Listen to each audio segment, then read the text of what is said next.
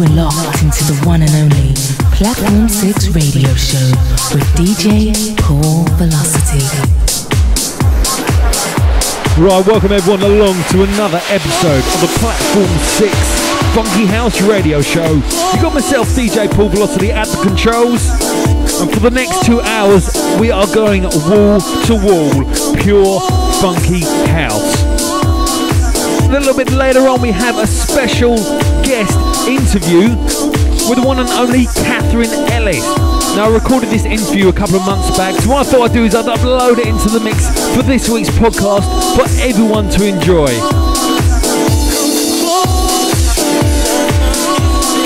I'll kick things off this week with a very funky track that I was sent through from a guy called SoulFunky, and it's his remix of the absolutely massive Closer. So turn this one up, let me know what you think, and for the next 2 hours, keep it locked. You're in the right place. We're going to keep it funky, we're going to keep it vocal on the Platform 6 Funky House Radio Show with myself, DJ Paul Velocity. Turn this one up and enjoy.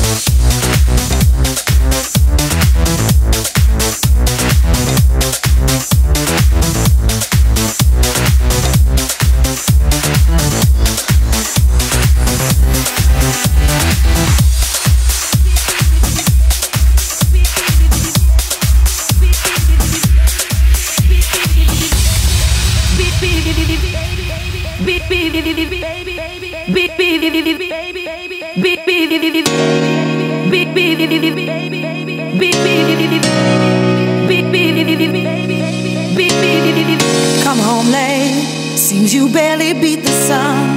Tapping my shoulder, thinking you gon' get your son. Smelling like some fragrance that I don't even wear. So if you want some loving, I suggest you go back there. Day to day with you, it's always something else. Working my nerve, God knows that I don't deserve what you put me through. Cause I've been so true to you. For you to come at me with another lame excuse. But your lies ain't working now. Look who's hurting now. See, I had to shut you down. I had to shut you down. Your lies ain't working now. Look who's hurting now. See, I had to shut you down. I had to shut you down. But your lies ain't working now. Now look who's hurting now. I had to shut you down. I had to shut you down. Your lies ain't working now. Now look who's hurting now. I had to shut you down. I had to shut you down.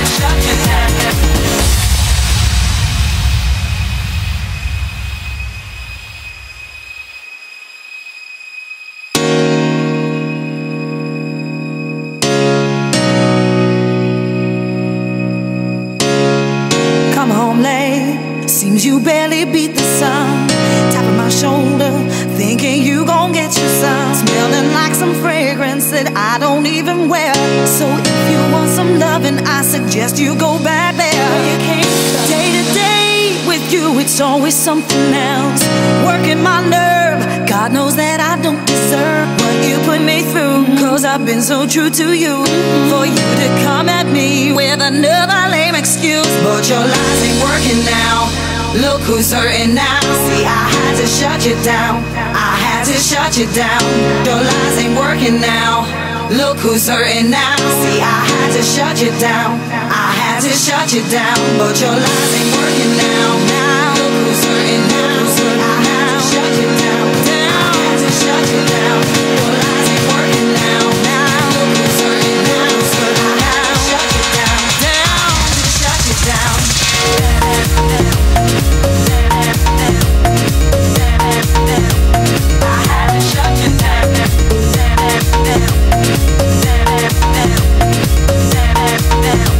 I had to shut you down.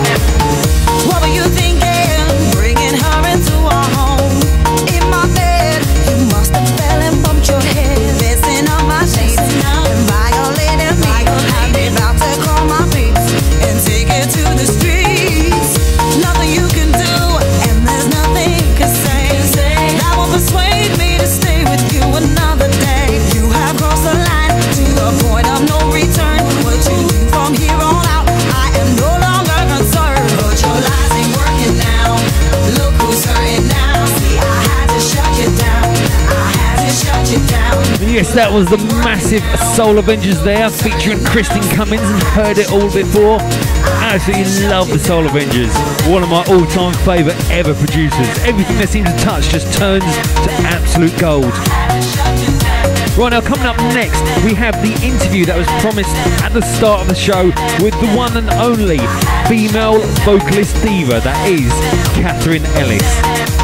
Now, if that name rings a bell, it wouldn't be any kind of surprise because she's featured on tracks with Freemasons. You might have heard of When You Touch Me. Also, Emanuel and McCall featuring Katherine Ellis, Gotta Get Through. She also did One Love with the Soul Avengerz as well. You may also remember the massive track Salty, which was by Dylan Rhymes. And way back when, Rough Drivers presents Cerrone and Dreaming. She was a vocalist on that as well. She's a top-line writer, absolutely quality vocalist in her own right, and I had the lucky opportunity of giving her a call one night and interviewing her. Make sure you stay tuned till after the interview because there'll be a little 30-minute mini mega mix of Katherine Ellis tracks. And I'll see you on the other side.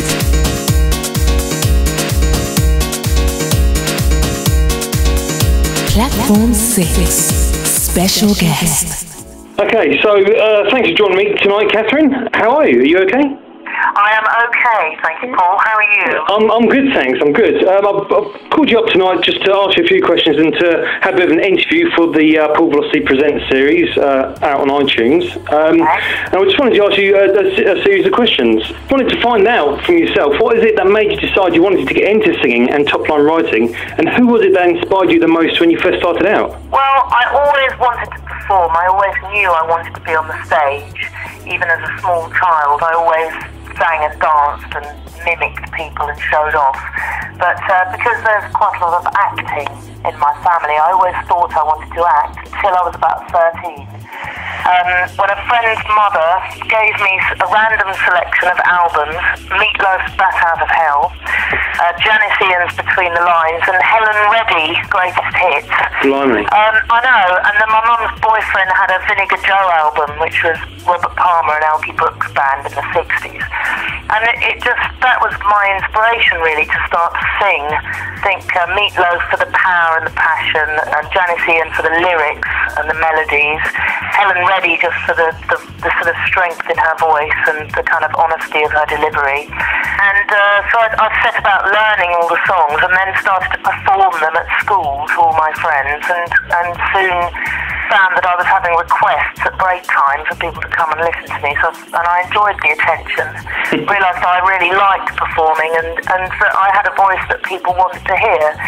So it sort of so that was really when it became a real decision, was when I was about 13, 14.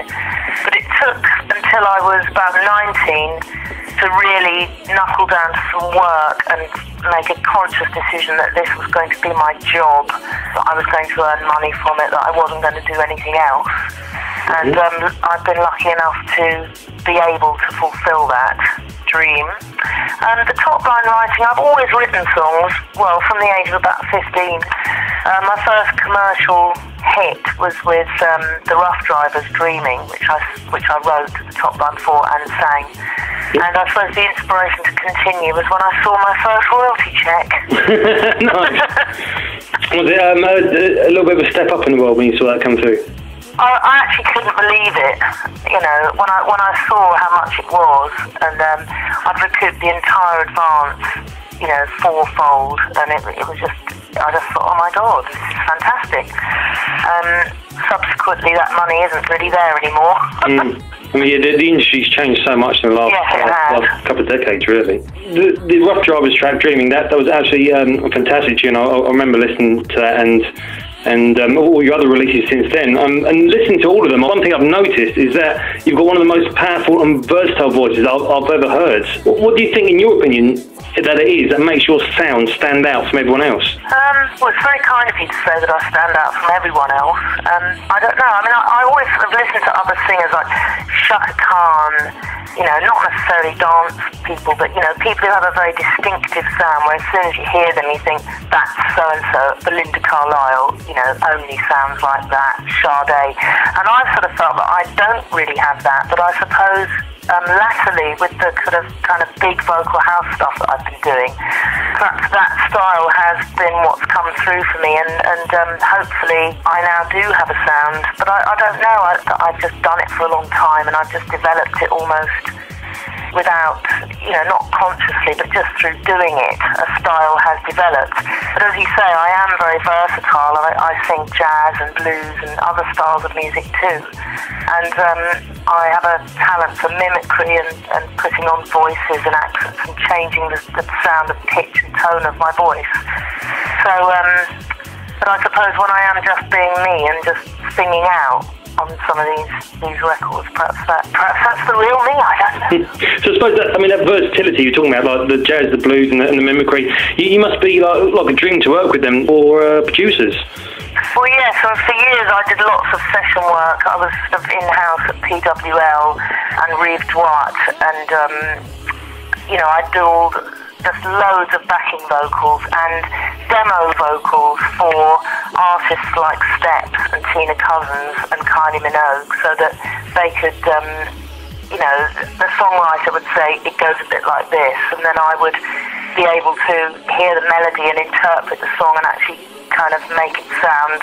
They come to you and ask you to basically do a demonstration of the song. Exactly, like, we're pitching this song to Cher. Gotcha. Can you do a Cher impersonation? And so I did a lot of that, impersonating singers, so that they would be able to hear that they could sing that song. So yes, that was very useful. Funnily enough, in the earlier days, it inhibited me in terms of getting an artist deal, because I had various projects, and people would say, but who are you? You sound so different on all your tracks. And I'd be like, well, yes, I don't just have one sound. I'm an emotional person with a breadth of experience and self-expression. Why should I just pick one thing? But so that it kind of went against me in a way, but it has also worked for me in terms of being a freelance musician and a freelance artist, because I can work project by project on things, so it doesn't really matter, because it's an individual project, so it doesn't really matter if it sounds like something else you've heard or not. So something that has always interested me is I've always wondered, how does it work? I mean, do you go out to producers with ideas, or do they come to you and ask for some vocals? How does the whole kind of process work from start to finish for you? There are no rules in creating music, but generally the method that I have kind of settled on is that I have a studio at home. People tend to approach me with a backing track, and they'll say, they sometimes have a brief, so they might say, we want it to be a bit like this other track, or, we're inspired by this song or this idea. Or sometimes they'll have some of the song written, like, for example, Here I Come, that I did with Tom Stephan. He had the title and quite a lot of the lyrics. And although he had a melody, he decided not to play it to me because he wanted to see what I came up with, and went with what I came up with, so I never heard his. So sometimes it is a collaboration, but generally people will give me the backing track, and then I stick it on my machine, just turn the mic on, and I just sing all the ideas down instinctively, like a jam, like I'm jamming over the track. I try not to let my head get in the way. It's a very instinctive process for me, and then I listen back to it, then I get analytical and I pick out the bits that I think are good, that will work, and then I kind of fill in the blanks, I suppose. So what would you say gets written first then? I mean, is it the melody or the lyrics get written, or does it just differ from track to track? When I'm writing in that way, it's really the melody comes first, but usually the subject comes with it. So I just start singing, and I sing a melody, and I tend to find that with the melody some words present themselves because they sound good, in that pitch or on that, rhythm that I'm singing or whatever. And then the actual track itself will usually give me a feeling of something, or an idea, or an emotion, and like Insatiable, for example. And then I'll just build on that. And then, with Insatiable, I'm insatiable. I came up with that chorus quite quickly. And the melody, actually, that was quite one that came quite easily, I think, because it was such a good track, it was just easy to work to. And then it was just a question of, well, what does insatiable mean? What does it mean to me? What things have happened to me that I could use to illustrate this emotion I'm trying to put across? So it's quite an organic, explorative process to writing then. Yeah, nice. But then, I mean, sometimes it can be the other way around, like with When You Touch Me by the Freemasons, and that top line was something that I had. It was an a cappella that I had, and I sent it to them, and they built the track around my song. Sometimes I've written a track over, a song over a backing track for somebody, and then they've gone off their track and rebuilt a whole new track around my idea. It's just whatever works, isn't it? Anything goes then, I guess. Yeah. Okay, well, you mentioned the Freemasons there, and also Tom Stephan earlier on. You've also worked with the Soul Avengers as well. Yeah. Something that I wanted to know is what artists are there out there that you would like to work with that you haven't had a chance to work with yet? Oh, my goodness. I'd like to do something with Grant Nelson, actually, because we talked about doing it some time ago and then just kind of never got round to it. Everybody's so busy. That would be good. I love that remix he did of Fade. Yeah, for him. I mean, I don't know if he's necessarily the main one, but he's just someone that just sprang to mind when you asked me the question. Cool. Well, if ever that comes about, be sure to send me a copy. Yes. Lovely. Okay, so as a live performer, you've travelled all over the world, and you've also appeared on Top of the Pops. Can you just tell me what's been a highlight of your career outside of the UK? I mean, are there any international gigs that really kind of stand out from the rest? Yes, I did a gig in Taiwan a couple of years ago to 1,500 gay men, and I was told that I was actually the first, what they call diva, to sing at a gay event in Taiwan, so I was, quite excited about that. Accolade. Yeah, and it was a Halloween party, but what was odd about it was that, obviously we know what Halloween means to us, so I didn't think to ask, what does it mean to you? But of course they don't really have Halloween. So although they were calling it a Halloween party, when I got there, Jimmy, the promoter, he said to me, what are you coming as? I'm a cop. And I was like, what? You mean a scary cop or like a zombie cop? And I was like, no, I'm just a cop. And I'd gone with a sort of long black lace coat covered in gold spider's webs with a big devil trident and, full Halloween gear. Yeah. So that was quite funny. But it was good because I had really big high boots on and this long gold and black cape and my trident. And I had dreadlocks at the time, so I piled them all up on top of my head. And it was great fun because, gay men love, generalisation, but most of my experience of performing to gay men is generally that they just love a confident woman with a big loud voice who sort of knows herself and just kind of struts her stuff. And so that was an amazing gig because I was, like I say, dressed up, big boots, and the main reason I was asked to do it is because Tom Stephan is massive out there. So I did Here I Come, and I've done another track with him called Dog, which is quite an underground track, I suppose, Be My Dog. And I did that. It's the only time I've ever been asked to do it, so that was quite cool. Salty Dylan rhymes and things like that, so it was more the sort of underground breakbeaty stuff that I do. And just the reaction was really amazing. Another one that's been a real highlight was last year in St. Petersburg at Pasha Bridge Lounge. I don't know why it was such a good night. It was just one of those nights where everything came together. I sang for an hour. I mean, that's the other nice thing about going abroad, that they tend to want me to sing for longer than they do here, which I love because, I've been in bands, over the years where I've sung gigs where I've been the only singer and I've been singing for 3 hours. So for me, I like to get warmed up and really get into it. Sometimes it's quite frustrating here when you turn up and they're like, yeah, we'll do 2 or maybe 3, all right then. I just love singing and I love entertaining. So anyway, I did an hour and I lost with Roger Sanchez. Is huge out there. They absolutely love it. So I did that and I did an a cappella of Insatiable and, Let the Beat. And I don't know, it was just one of those nights where everything I did, they just went crazy for it and loved it, all singing along, and had them all singing. And then I had a little drink, and then I hadn't been contracted to, but I just was having such a good time. I went back and did an hour with the DJ. Nice. Just singing over other records and putting some of my records on and jamming to them, and it was just brilliant. Popular in Russia. I've been there 9 times so far. Blimey. Going back again this month and next month. Do you find that there's any cultural gap? I mean, obviously it's a different country, it's different lyrics. Do you feel that they understand, or is it kind of more in the way of the performance?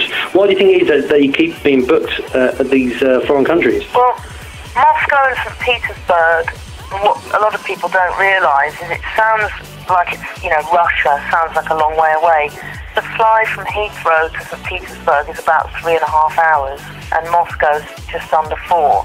So it's practically Europe, and with their borders opening up and it being much easier to visit for them to visit us, and obviously just the age that we're living in with the internet and everything, the gap is, nowhere near as big as it was. And people in Moscow and St. Petersburg are very cosmopolitan. There are a lot of foreigners living there. Most of them speak very good English. I suppose the difference, which is nice, is that they're very excited about it. It's quite a relatively new thing for them, culturally, clubbing, and having Western, club singers going over is not something they've had for that long, so they really appreciate it. Whereas, sometimes in this country, it's, we're spoilt. We've seen it all. We don't appreciate it. I mean, that again, I'm generalising, but so I'd say that was a difference. But then again, I went to Siberia in December, and that's sort of middle of Russia, and well, I did 2 different gigs. One was in a restaurant. It was their 4th birthday. It was like a club restaurant.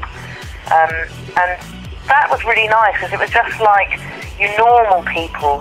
You got the feeling that the people there always went to this club and they loved it and everybody knew everybody and it was really friendly and the people in it weren't particularly fashionable.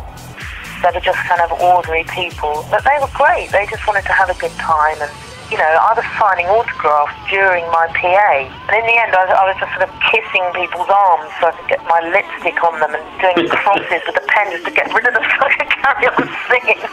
Wow. And they always get MTV down to all the Russian gigs as well to interview me, and so that was always fun. And then he got over in Kazakhstan, which I've been to twice, sort of different cultures. It's very near China. It's like a 5-hour drive to China.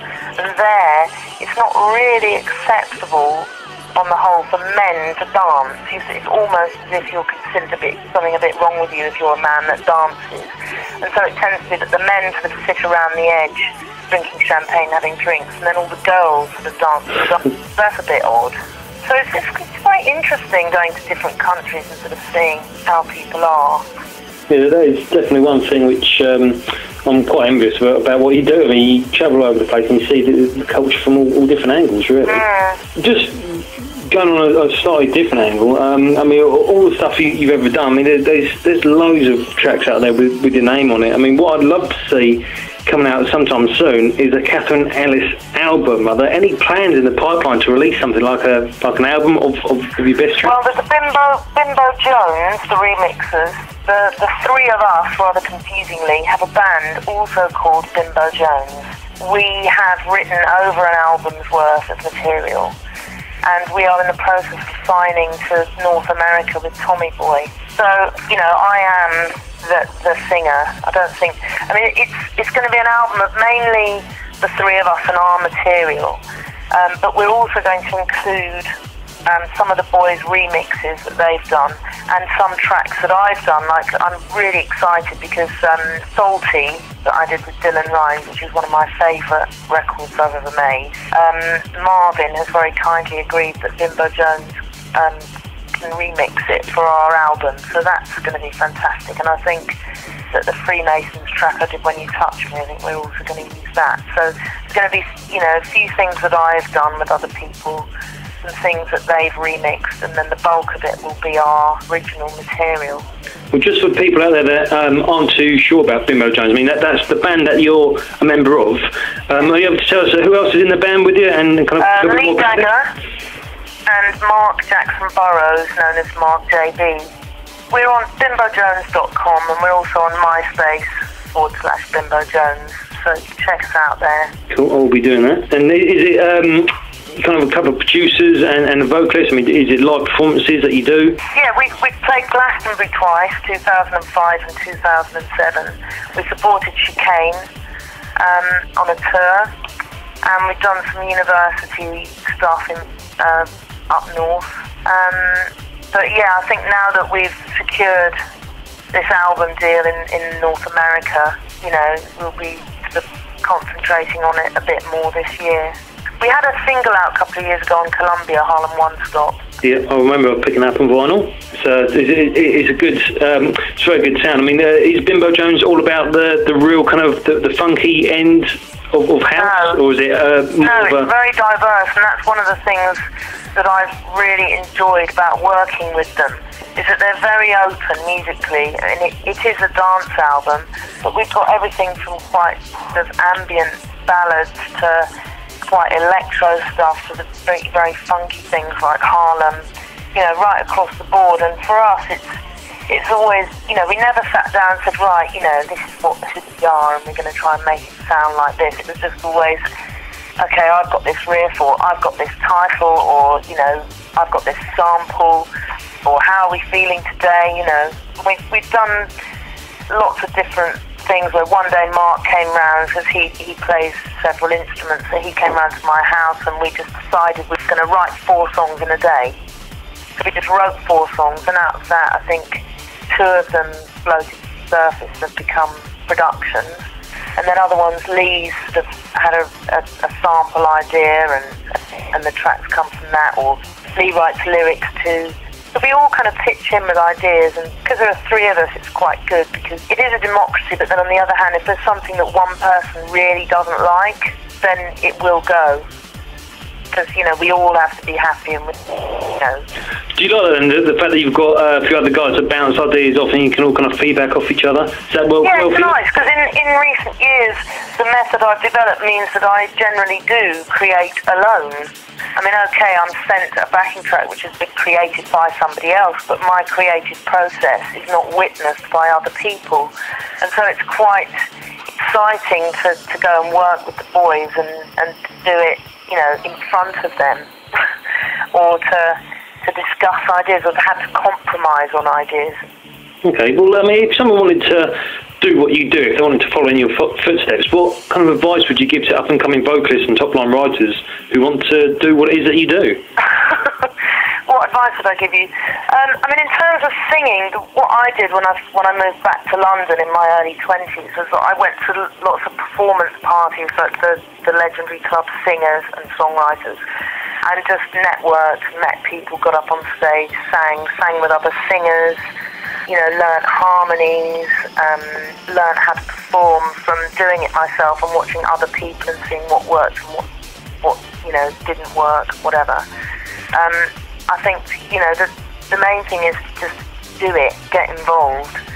With the writing, I think, you know, you really do need to know a bit about the business, and I've never done a course as such, but I suppose I've been around a long time, so I've sort of learned by my mistakes and through trial and error. But I would really recommend that people find out the basics of how the business actually works, and how to register your material, and how to get paid.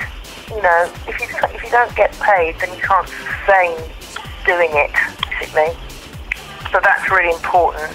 Get paid, and be prepared to say no to people. I mean, I have people approaching me all the time saying, "Got this great track, there's loads of people interested, but we haven't got any money." Like, well, I'm sorry, but you know, this is my job. You know, much as I love your music, this is my job, this is my business, this is what I do. And there are people who are prepared to pay me, and I'm going to do the paid work.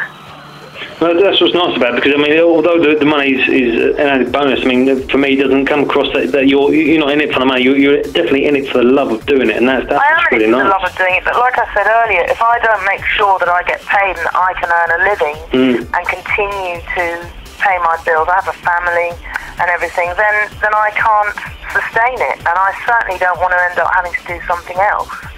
So yes, whilst I'm not, you know, I like to think I am discerning, and I do have taste about who I work with and what I do.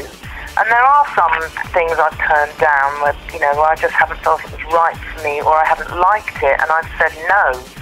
But, you know, luckily for me, up until now, there've been enough you know, people who do have a budget, who I do want to work with, for me not to have to worry about that.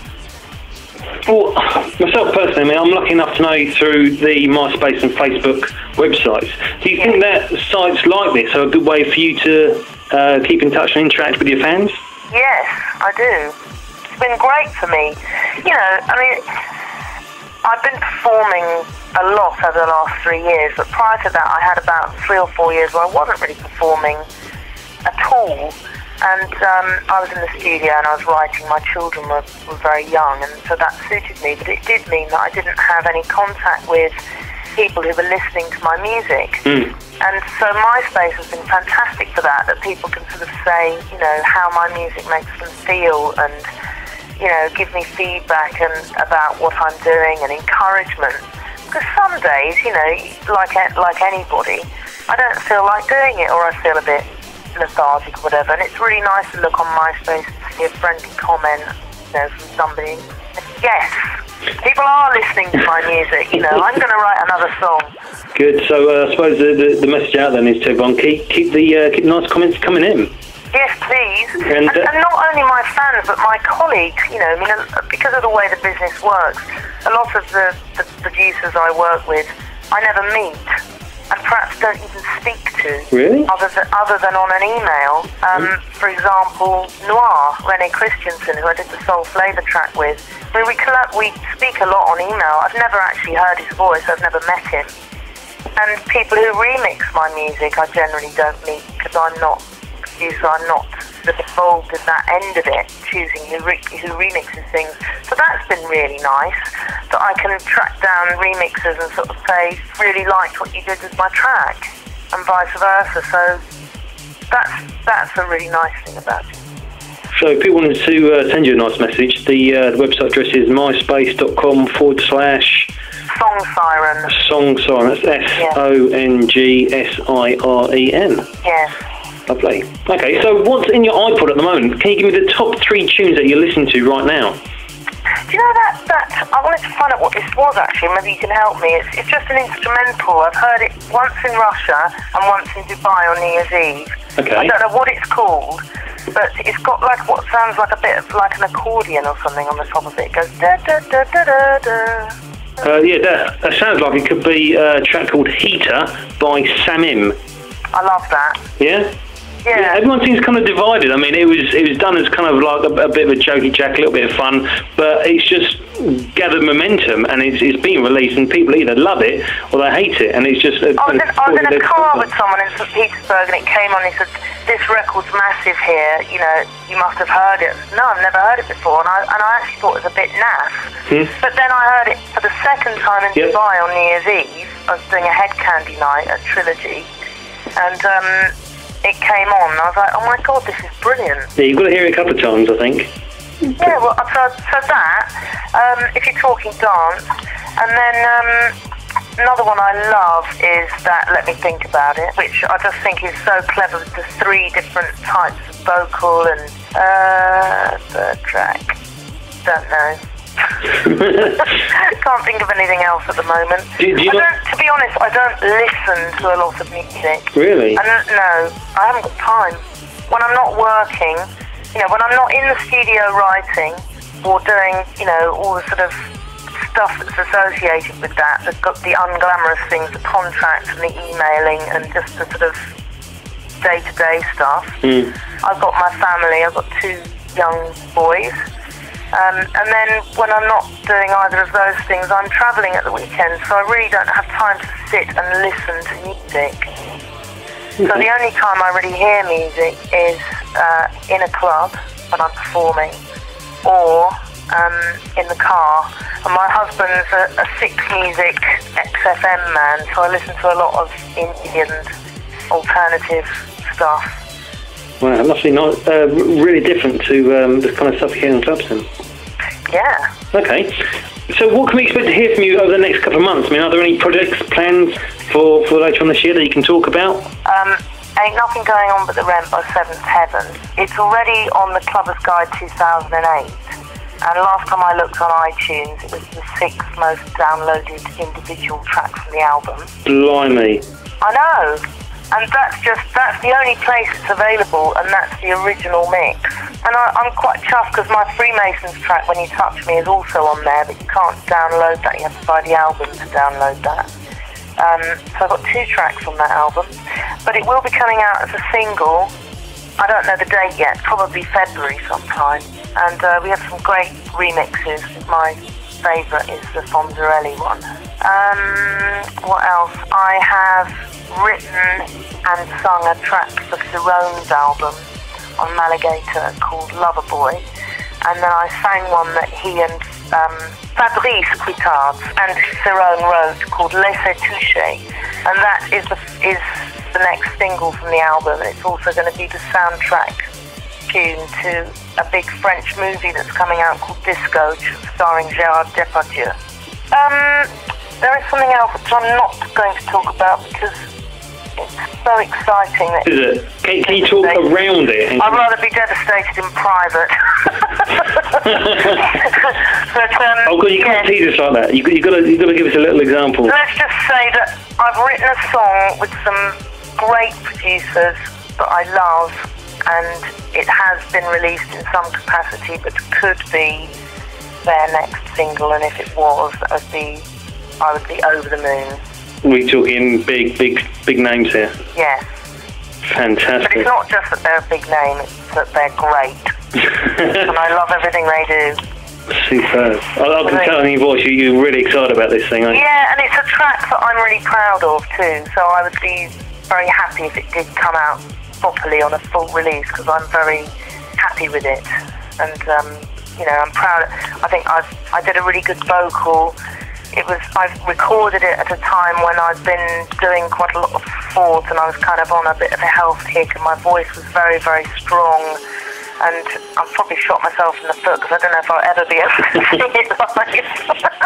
So one of those dream sessions then, was it, when you recorded it? Yeah, it was a great session. Great, just the whole way it all came together was very exciting. So, yes, that would be nice. Well, we heard it here first. Katherine Ellis is going to be releasing something very soon. Yes, I am. Okay, that's great. Is there anything else you'd like to plug while you're here? I mean, we've given out your MySpace address, and we know you're on Facebook somewhere. Anything else you'd like to talk about before we disappear? Any really shameless plugs you want to get in there? Shameless? Oh, my husband's very clever. He's an illustrator, and he's just done all the artwork for Bill Bailey, the comedian's new website. Really? Yes. Lovely. And his name is Max Ellis, and you can find him at junkyard.co.uk. Nice. I'll be sure to check that out because I'm a bit of an artist myself. Oh, are you? Yeah. I do website illustration and things, and so I'll take a little look at that at some point. Okay. So it's junkyard.co.uk. I'm writing this down. I will be there, be visiting. He's my top friend on MySpace. Lovely. All right, that's fantastic. Well, thank you very much for joining me tonight, Katherine. My pleasure. Thank you for ringing. That's all right. I wish you all the success in the future. And as soon as this thing comes out, I'll be there, whatever it is. Yeah. What I'm going to do is I'm going to finish up. I'm going to go in the mix for about half an hour, and it's just going to be pure Katherine Ellis tracks for the next half hour on the podcast. Oh, thank you. That's great. And that'll bring us nicely to the top of the hour. So thanks again for joining us. Everyone else out there, stay tuned for the half-hour mix coming up. Take care, Katherine. I'll speak to you soon. Happy New Year, Paul, and everybody listening. All right, cheers, Katherine. Bye. Yeah, bye. Platform 6 in the mix.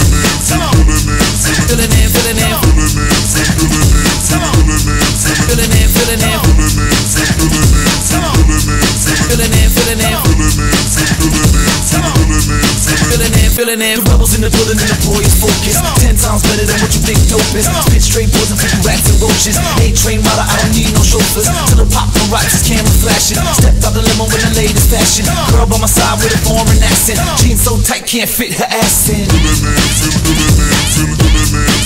in, fillin in, fillin in, fillin in, fillin in,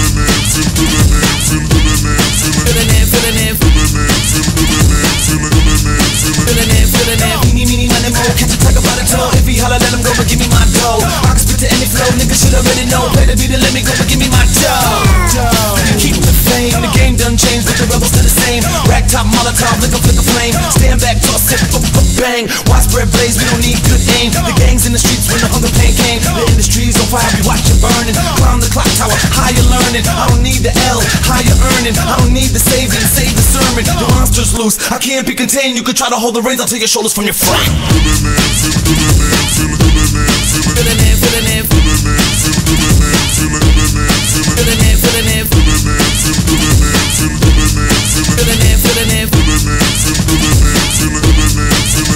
Wow.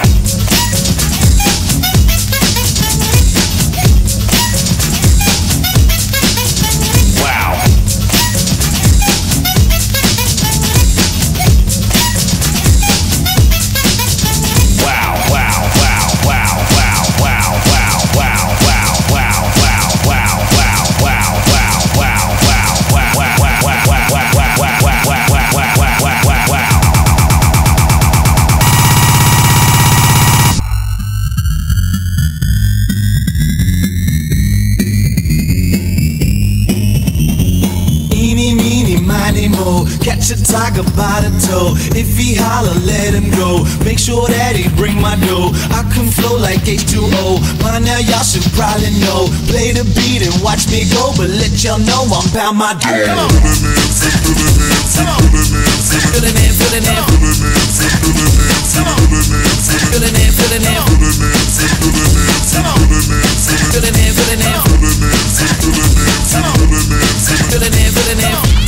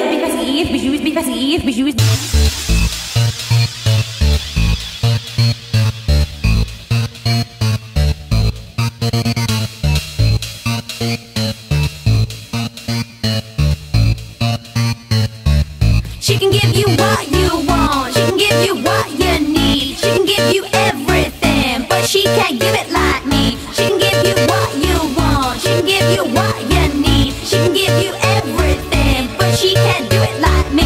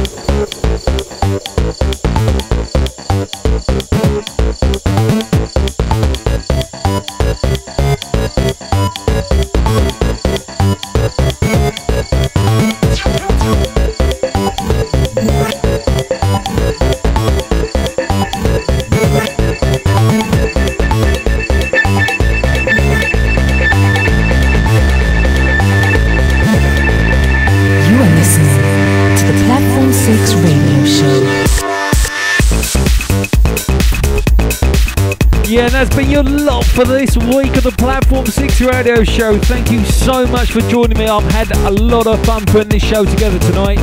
I've really enjoyed myself, and I hope you guys out there have enjoyed yourself as well. Please make sure you log into the website and click that little 10 stars button. I really appreciate that. And what I'll do is, if you want to keep it locked, in 2 weeks' time, I'm going to come back with another 2 hours of fresh, funky vocal house for you to shove down your ear holes. I'll leave you with that lovely mental image. I'm out of here. You take care. See you next time around on the Platform 6 Funky House Radio Show.